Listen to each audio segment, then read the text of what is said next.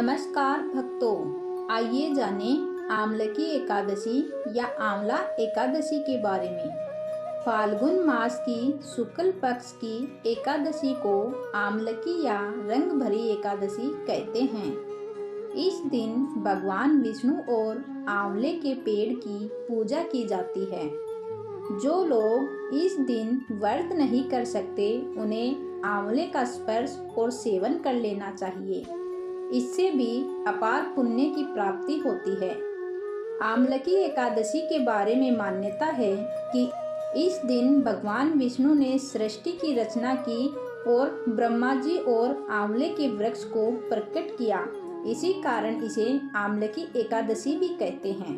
आमलकी एकादशी व्रत कथा।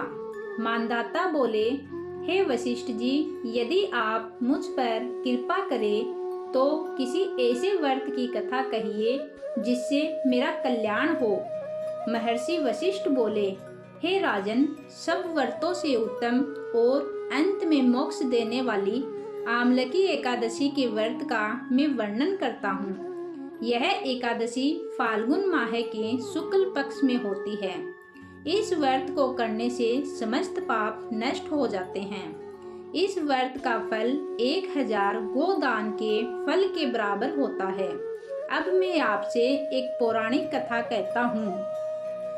एक वैदिक नाम का नगर था जिसमें ब्राह्मण, क्षत्रिय, वैश्य और शूद्र चारों वर्ण आनंद सहित रहते थे। उस नगर में सदैव वेद ध्वनि गूंजा करती थी तथा पापी, दुराचारी तथा नास्तिक उस नगर में कोई नहीं था।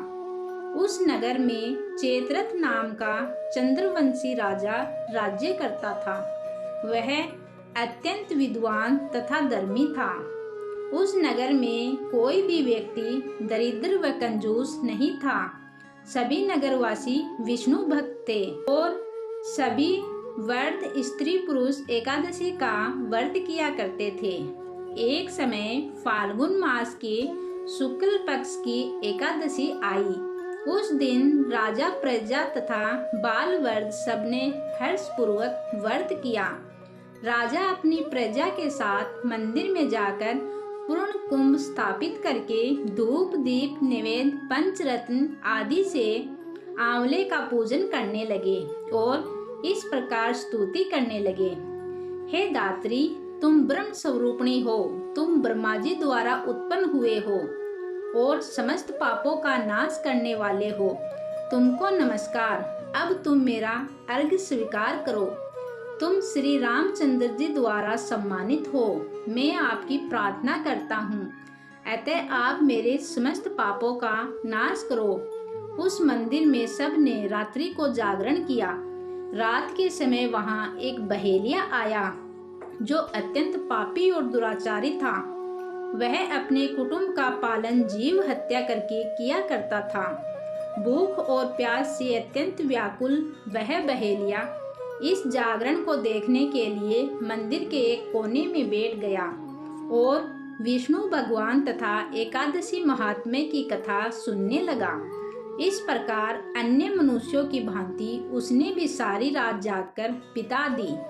प्रातःकाल होते ही सब लोग अपने घर चले गए तो बहेलिया भी अपने घर चला गया। घर जाकर उसने भोजन किया।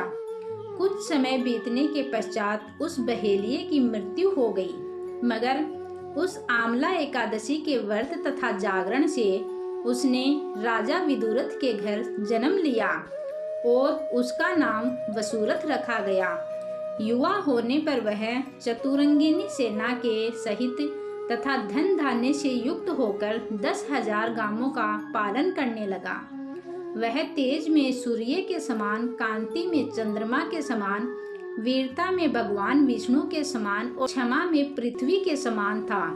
वह अत्यंत धार्मिक, सत्यवादी, कर्मवीर और विष्णु भक्त था। वह प्रजा का समान भाव से पालन करता था। दान देना उसका नित्य कर्तव्य था। एक दिन राजा शिकार खेलने के लिए गया। देव योग से वह मार्ग भूल गया और दिशा ज्ञान न रहने के कारण उसी वन में एक वृक्ष के नीचे सो गया। थोड़ी देर बाद पहाड़ी मलेच्छे वहां आ गए और राजा को अकेला देखकर मारो मारो शब्द करते हुए राजा की ओर दौड़े। मलेच्छे कहने लगे, इस दुष्ट राजा ने हमारे माता पिता, पुत्र पौत्र आदि अनेक संबंधियों को मारा है तथा देश से निकाल दिया, अतः इसको अवश्य मारना चाहिए। ऐसा कहकर वे मलेच्छे उस राजा को मारने दौड़े और अनेक प्रकार के अस्त्र शस्त्र उसके ऊपर फेंके। वे सब अस्त्र शस्त्र राजा के शरीर पर गिरते ही नष्ट हो जाते और उनका वार पुष्प के समान प्रतीत होता। अब उन मलेच्छों के अस्त्र शस्त्र उल्टा उन्हीं पर प्रहार करने लगे, जिससे वे मूर्छित होकर गिरने लगे। उसी समय राजा के शरीर से एक दिव्य स्त्री उत्पन्न हुई। वह स्त्री अत्यंत सुंदर होते हुए भी उसकी भ्रकुटी टेढ़ी थी। उसकी आंखों से लाल लाल अग्नि निकल रही थी, जिससे वह दूसरे काल के समान प्रतीत होती थी। वह स्त्री मलेच्छों को मारने दौड़ी और थोड़ी ही देर में उसने सब मलेच्छों को काल के गाल में उतार दिया। जब राजा सोकर उठा तो उसने मलेच्छों को मरा हुआ देखकर कहा कि इन शत्रुओं को किसने मारा? इस वन में मेरा कौन हितैषी रहता है?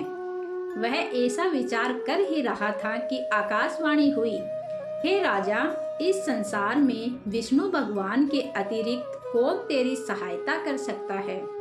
इस आकाशवाणी को सुनकर राजा अपने राज्य में आ गया और सुखपूर्वक राज्य करने लगा।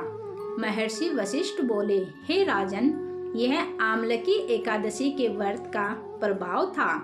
जो मनुष्य इस आमलकी एकादशी का व्रत करते हैं वे प्रत्येक कार्य में सफल होते हैं और अंत में विष्णु लोक को जाते हैं।